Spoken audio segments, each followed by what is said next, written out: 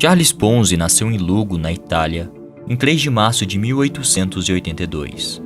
Ele disse ao The New York Times que tinha vindo de uma família em Parma. Os antepassados de Ponzi eram ricos, mas com o passar das gerações, sua família perdeu grande parte de sua riqueza, e com isso ficou com pouquíssimo dinheiro. Mesmo assim, Ponzi conseguiu um emprego como funcionário dos Correios e também uma vaga na Universidade de La Roma La Sapienza. Seus amigos mais ricos consideravam a universidade como férias de 4 anos. Iam para bares, cafés e ópera. Ponzi não tinha dinheiro para bancar esse estilo de vida e por isso ficou falido e sem o diploma. Durante esse tempo, vários garotos estavam migrando para os Estados Unidos e voltando para a Itália como pessoas ricas. A família de Ponzi, vendo isso, o encorajou a fazer o mesmo. Em 15 de novembro de 1903, Ponzi chegou a Boston com apenas $2,50 no bolso. Rapidamente ele aprendeu inglês e passou vários anos fazendo alguns bicos na costa oeste dos Estados Unidos. Em 1907, após anos sem se dar bem nos Estados Unidos, Ponzi se mudou para Montreal, no Canadá, e se tornou caixa assistente no recém-inaugurado Banco Zarossi. Naquela época, Ponzi falava inglês, italiano e francês, e isso o ajudou a conseguir o emprego. Foi nesse banco que Ponzi viu pela primeira vez o esquema de roubar de Pedro para pagar a Paulo, que depois seria conhecido e chamado como esquema Ponzi. O Banco Zarossi pagava 6% de juros sobre depósitos bancários, o dobro dos juros normais da época. Com isso, o banco começou a crescer e Ponzi acabou subindo de cargo, chegando até mesmo a ser o gerente. No entanto, ele descobriu que o banco estava com sérios problemas financeiros. Ele descobriu também que o banco estava financiando os pagamentos dos juros não através do lucro dos investimentos, mas através do dinheiro depositado em contas recém-abertas. O banco acabou falindo e Zarossi, o dono do banco, fugiu para o México com a grande parte do dinheiro. Ponzi, enquanto isso, ficou em Montreal por algum tempo, ajudando a família de Zarossi, que estava lá sozinha, enquanto ele planejava voltar aos Estados Unidos e começar tudo de novo. Mas por falta de dinheiro, ele entrou no escritório de um ex-cliente de Zarossi e preencheu um cheque de $423, forjando a assinatura do diretor da empresa. Confrontado pela polícia que notou suas grandes despesas, Ponzi disse: "Eu sou o culpado." Ele acabou passando 3 anos na penitenciária de São Vicente de Paul, lá mesmo em Montreal. Após sua libertação em 1911, Ponzi decidiu retomar aos Estados Unidos, mas se envolveu em um esquema para contrabandear imigrantes ilegais italianos pela fronteira. Ele foi preso e passou 2 anos na prisão de Atlanta. Após sua libertação, ele voltou para Boston e começou a trabalhar como enfermeiro em um campo de mineração, mas devido a alguns erros foi demitido. Mesmo assim, Ponzi não desistiu e continuou a procurar trabalho, e em Boston conheceu Rose Maria Gineco, a quem propôs casamento. Embora ele não tenha contado a Rose sobre seus anos na prisão, sua mãe enviou uma carta contando a ela sobre o passado de Charles Ponzi. Mesmo assim, Rose não ligou muito e casou-se com ele em 1918. No verão de 1919, Ponzi decidiu abrir um pequeno escritório na rua School Street, em Boston, tendo ideias e escrevendo para pessoas que conhecia na Europa, tentando vender a elas algumas oportunidades. Algumas semanas depois, ele recebeu uma carta de uma empresa da Espanha perguntando sobre o catálogo de anúncios. Dentro dessa carta havia um cupom de resposta internacional, algo que Ponzi nunca havia visto antes.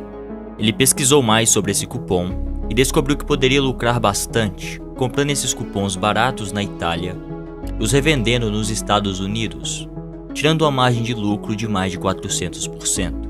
Essa margem de lucro seria mais que suficiente para oferecer aos investidores retornos de 50% em 45 dias ou de 100% em 90%.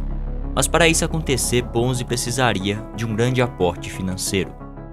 Em janeiro de 1920, Ponzi então criou a empresa chamada Securities Exchange Company para colocar em prática a sua ideia.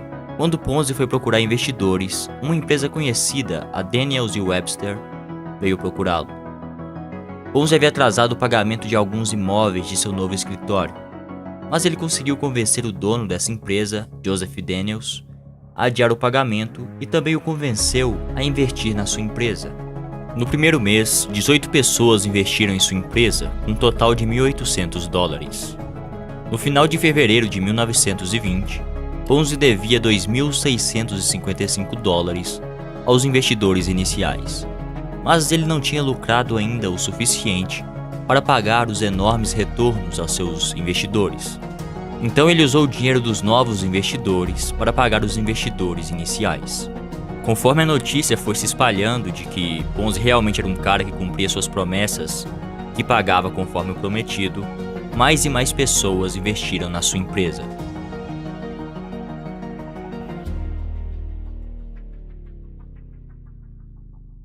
Ponzi estava sempre pagando os velhos investidores com o dinheiro dos mais novos. Ele fez isso várias e várias vezes. Ele ganhou tanto a confiança de várias pessoas que chegou a um ponto que ele não precisava mais procurar investidores, porque os próprios investidores estavam indo atrás dele para lhe emprestar dinheiro. A maioria das pessoas reunidas em sua porta eram pessoas pobres e tinham apenas alguns dólares sobrando. Mas Ponzi adaptou seu discurso para essas pessoas, contando sua sofrida história de vida na Itália e contando que ele havia chegado nos Estados Unidos com apenas $2,50. Ponzi, sempre com seus bons argumentos e com sua história de vida inspiradora, estava fazendo na primavera de 1920 $30 mil toda semana, sempre com o mesmo apelo populista. Em maio daquele mesmo ano, 1.525 pessoas investiram $440 mil na sua empresa. Menos de um mês depois, quase 8 mil pessoas investiram $2.500 mil. No final de julho, Ponzi estava se aproximando de $1 milhão por dia. Cheio de dinheiro, Ponzi pagou todas as suas dívidas, incluindo o dinheiro que ele devia a Joseph Daniels. Ele investiu em várias empresas e comprou também vários imóveis. O escritório de Ponzi na School Street não cabia mais tanto dinheiro, e segundo Ponzi, o contador teve que colocar dinheiro até mesmo no lixo, antes de ser contado e colocado no banco. Ponzi então depositou todo o seu dinheiro no banco Hanover Trust, na esperança de que pudesse impor sua vontade ao banco, já que ele se tornaria o maior depositador. Em julho de 1920, Ponzi ganhou milhões. Mas mesmo que a empresa de Ponzi trouxesse fantásticas somas de dinheiro todos os dias, a operação estava ocorrendo com grandes prejuízos. Ponzi, enquanto isso, viveu luxuosamente. Ele comprou uma mansão em Lexington, em Massachusetts, e manteve conta em vários bancos em toda a Nova Inglaterra. Ele também comprou um Locomobile, que era o melhor carro da época, e várias outras coisas. Mas essa rápida ascensão de Ponzi gerou suspeitas. Quando um escritor financeiro de Boston sugeriu que não havia como Ponzi oferecer legalmente retornos tão altos em um curto período de tempo, Ponzi o processou por difamação e ganhou $500 mil por danos, graças às leis da época. Apesar dessa multa, o editor do The Boston Post, Richard Grozier, e o editor da cidade, Ed Dunn, continuaram suspeitando de Ponzi e contrataram repórteres investigativos para investigar Ponzi. Em 26 de julho, o The Boston Post publicou vários artigos fazendo perguntas difíceis sobre a operação de Ponzi. O jornal entrou em contato com Clarence Barron para examinar o esquema de Ponzi. Ela observou que, apesar de Ponzi oferecer vários retornos fantásticos, o próprio Ponzi não estava investindo em sua própria empresa. Barron observou que, para cobrir os investimentos feitos com a Securities Exchange Company, teriam que estar em circulação 160 milhões de cupons de resposta postal, mas havia apenas 27 mil em circulação. Isso gerou muitas suspeitas. Os artigos do The Boston Post causaram pânico em vários investidores de Charles Ponzi. Mas Charles Ponzi, como não é bobo nem nada, rapidamente pagou 2 milhões de dólares em 3 dias e acalmou a multidão que estava do lado de fora de seu escritório. Enquanto isso, Ponzi contratou um publicitário, William McMasters, para melhorar a sua imagem. Mas para o azar de Charles Ponzi, William McMasters suspeitou de seu esquema. No final de julho, McMasters encontrou vários documentos altamente incriminadores que indicavam que Ponzi estava apenas roubando de Pedro para pagar a Paulo. William McMasters foi até o jornal da Boston Post e recebeu 6 mil dólares por sua história, e foi publicada em 2 de agosto de 1920. O artigo de McMaster declarou que Ponzi estava falido, relatando que, embora falasse que tinha 7 milhões em fundos, na verdade ele tinha pelo menos 2 milhões em dívidas. Contando os juros, Ponzi chegava a ter 4,5 milhões de dólares em dívidas. Com essa notícia, Ponzi acelerou os planos e pegou empréstimo do banco Hanover Trust Company. O comissionário do banco, Joseph Allen, ficou preocupado com as grandes quantias retiradas da reserva de Ponzi. Allen já tinha suspeitas do esquema de Ponzi. Essa suspeita aumentou ainda mais quando ele descobriu que um grande número de contas controladas por Charles Ponzi haviam recebido mais de 250 mil dólares em empréstimos. Isso levou Allen a especular que Ponzi não estava tão bem financeiramente como ele havia dito. Ele então ordenou que 2 examinadores analisassem a conta de Charles Ponzi. Em 9 de agosto, os examinadores do banco relataram que um número suficiente de investidores descontaram seus cheques na conta principal de Charles Ponzi. Allen então ordenou que o banco Hanover Trust Company não pagasse mais cheques da conta principal de Ponzi.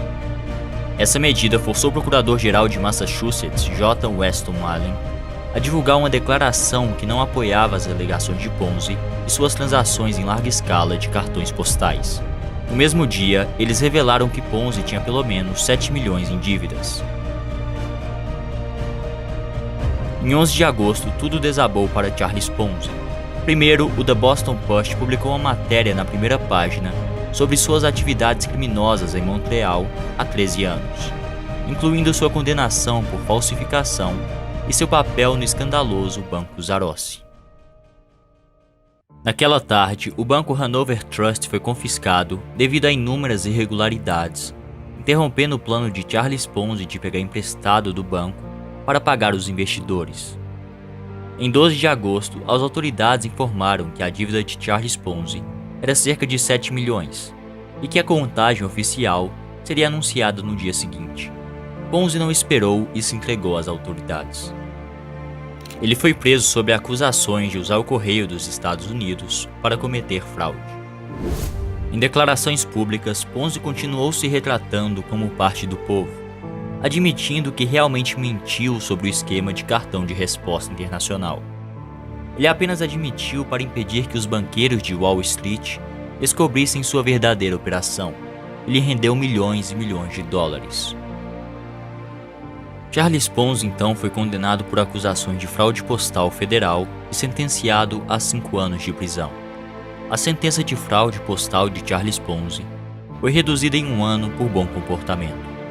Após sua libertação em 1925, os promotores estaduais tiveram sua vez e garantiram outra condenação e sentença de prisão de 7 a 9 anos. Cansado da prisão, Charles Ponzi planejou uma fuga, mas foi reconhecido e deportado para a Itália. Charles então mudou-se para o Brasil em 1939 para trabalhar na Companhia Aeroestatal Italiana.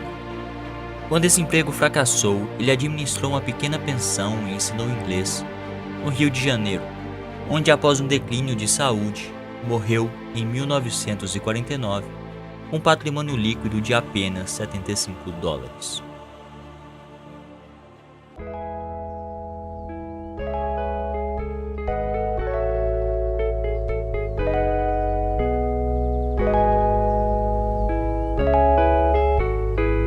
Cara, Charles Ponzi foi simplesmente o rei das pirâmides financeiras, né?